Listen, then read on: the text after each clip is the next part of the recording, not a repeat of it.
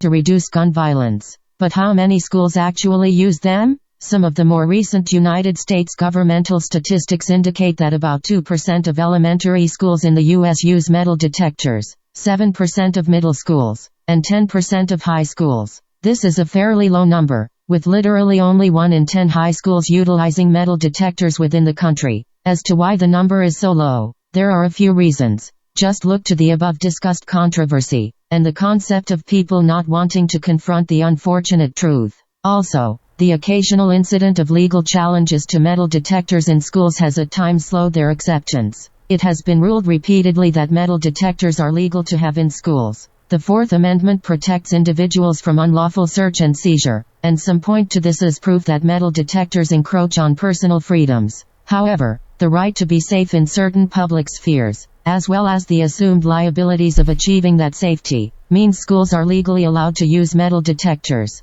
If metal detectors in schools are therefore legal, the focus then lies on considering some key pros and cons of metal detectors being used in schools. The benefits of metal detectors in schools. They're part of best practices. Schools are obligated to take every step they can to ensure the safety and security of their students. This means schools and their staff following best practices. If one of the steps that entail best practices involves installing metal detectors, then it is an important part of that process. It also doesn't hurt that metal detectors have been recommended by the Department of Homeland Security. Deterrence. Simply being aware of the presence of metal detectors can help to reduce the occurrence of gun violence. If those planning an attack know it will be harder to commit a shooting at a location with metal detectors, they may avoid even bringing weapons anywhere near the school, in case they are discovered and the plan fails. Peace of mind. With school shootings being at the forefront of so many people's thoughts, it is disheartening to think that teachers and students would be scared to even go to school.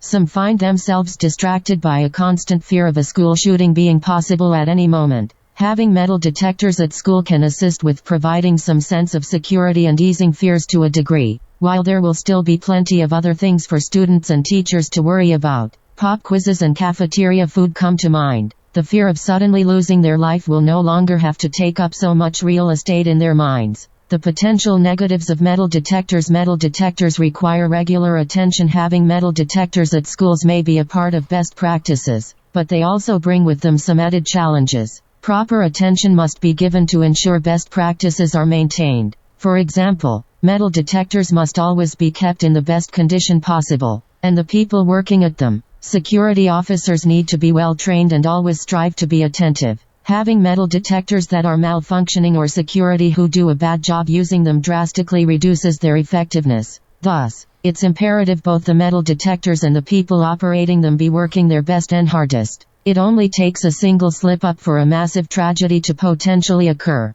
Cost concerns. The cost of purchasing several metal detectors for school facilities can seem daunting. Should a school district find it is in short supply of funds for even a single metal detector, never mind an assortment of them, then it can be quite the tall order to expect these schools to front the bill for such devices out of the current operating budget. While there are ways to raise funds for metal detectors in schools, fundraisers, voting initiatives, petitioning for bills to give money towards their purchase, it can be hard for a school that wants to acquire metal detectors immediately to do so without it stressing an often tight budget. They don't solve bullying or root issues as much of a risk as there is for school shootings. The fact still stands that a student is always more likely to be bullied than shot. Many students may feel unsafe at schools not necessarily due to gun violence, but because someone harms them emotionally or physically, sometimes on a daily basis. Metal detectors are by no means meant to be a substitute for programs that strive to combat bullying. Metal detectors excel at physically stopping those who may try to go to violent extremes, but schools also need to combat many of the root issues that can bring things to the point of gun violence in schools. In other words, stopping a school shooting before it even comes up in a person's mind. Schools may find they are currently unable to afford metal detectors or may want to complement their metal detector setup with other options for reducing risks for students. If so, there are many options that exist, and several that are recommended by the U.S. Secret Service and Department of Homeland Security. An effective, high-tech security guard. Metal detectors in school is a topic that brings about the controversy. questions of efficacy, and the need for an objective discussion of the pros and cons. The data clearly illustrates that having metal detectors in schools can reduce the risk of school shootings to a significant degree, but they are not a magic cure-all. Sometimes they are too expensive for schools to be able to purchase them. Even when schools do have metal detectors, it is extremely important to complement them with other programs that offer threat assessments, boosting self-esteem, and conflict resolution. Increasing the number of schools with metal detectors will assist in reducing the rate of school shootings, but it may take time for it to become more commonplace within schools, due to many still struggling to come to terms with just how to combat the rise of gun violence. In the end, metal detectors do help to prevent school shootings. That is the main thing to take away from all of this, because if having metal detectors in a school can prevent even one tragic event of sorrow and young lives lost, then they are something of far greater value than mineral finders and need to be seriously considered as a vital component of any comprehensive security plan. This was just the beginning of a discussion regarding the violence in our city, the violence in our schools, the violence on our streets. We're going to talk more. We'll have guests in the studio. I'm hoping that you will stay with us. Listen to this as I'm educating myself so that I can have a intelligent conversation with you regarding what's happening in our schools. I can't figure it out because I'm not in the schools anymore. When I was a clerk magistrate, I actually was involved with the school superintendents, the truant officers, the probation officers, and I knew what was happening, but not being in that position and not being around the schools, I don't have a sense of why this isn't being utilized or why this isn't being utilized. There's been so much going back and forth regarding metal detectors, mental health professionals, truant officers, the police, a group of parents, that all kinds of ideas are on the table and nobody has really landed the plane. And to have our city councilors still at odds with each other, I do not know how we are going to reach the proper conclusion that will keep our young people safe. I do know that when I was working at the Shaver roller skating rink in the 80s, that we use a wand whenever young people came into Shavu on a Friday night or a Saturday. We use a wand to make sure that they were not bringing in knives or guns. There were some instances where we checked young people and they were clean, and our staff went outside and found the weapons that they had placed outside because they knew they were going to be checked on the way in.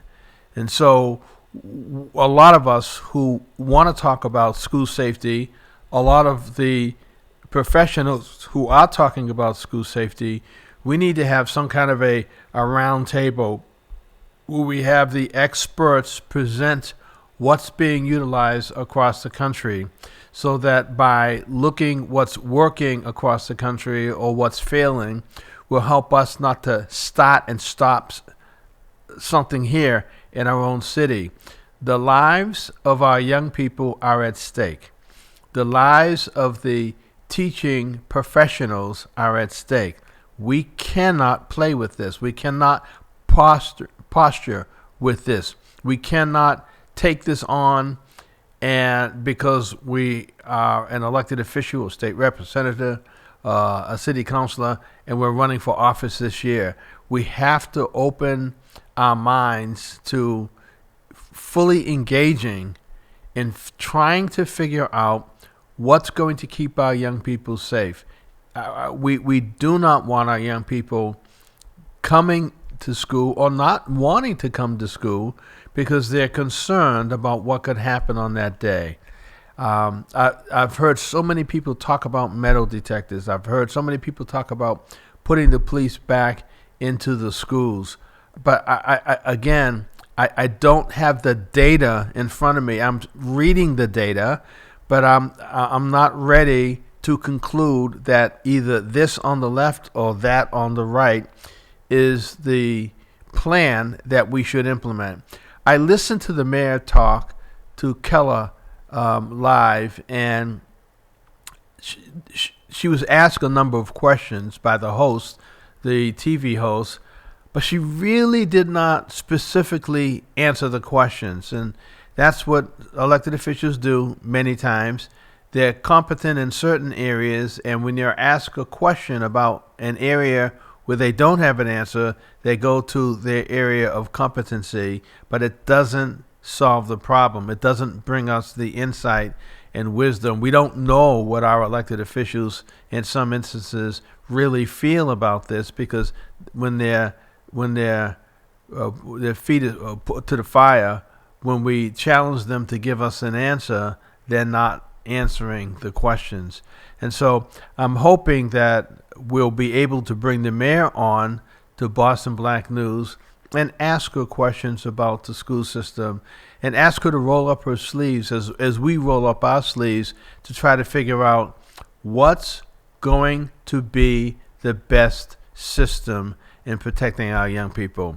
If you are a person who opposes having metal detectors and the school police return back to the schools, if that's your position, we would like to hear from you. 617-282-0685. 617-282-0685. Do you think that metal detectors and the police back in the schools is setting young people up for failure, is stigmatizing them, is creating more of a problem than a solution? 617-282-0685. On this Tuesday in the month of March, it's important for us to try to figure out how we are going to bring an answer to Boston's dilemma in keeping our young people safe in the schools.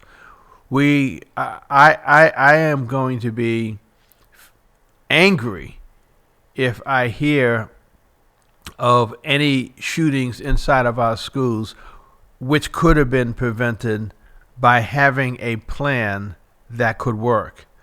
But not having a plan and posturing and just being defiant is not the answer. And if our city councilors are not sitting at the table and rationally trying to figure this out, I don't understand how our city councilors can they passed a pay raise for themselves. So if they were able to pass a pay raise for themselves, why can't they solve the problem of providing for the needs of our young people? We are paying our city councilors to do the work. We're not paying them to fight with each other. We're not paying them to polarize. We're not paying them to not be fully engaged in solving this problem. If I was a city councilor, I would be advocating, what are some of the issues that are life and death issues in our city? Let's put some of those on the table and give those the priority of time. Let's put the life and death issues on the table and give that the priority of our time and our work, because the life of a teacher, the life of a child is going to depend on what our school superintendents, what our school officials, what our elected officials finally determine what is the best way to protect our children. And the fact that there's a debate going on in the city council right now, what is it? We're in the month of March now. We're in the month of March, and we still do not have a comprehensive plan to address the violence on our streets and also in our schools. We're going to talk more about this in the coming days. We're going to bring people into the studio and see if we can have them work this out live on the air. I'm looking forward to that discussion, and I'm hoping that many of you will tune in on that day when we confront what's the plan. We ask the question, what's the plan for keeping our young people safe in the Boston public schools. I'm Pastor Bruce Wall, and we're going to exit out of this live discussion, and we're going to prepare for the 3 young men coming up at the 9 o'clock hour here on Boston Praise Radio and TV and Boston Black News. Stay there. We'll be right back.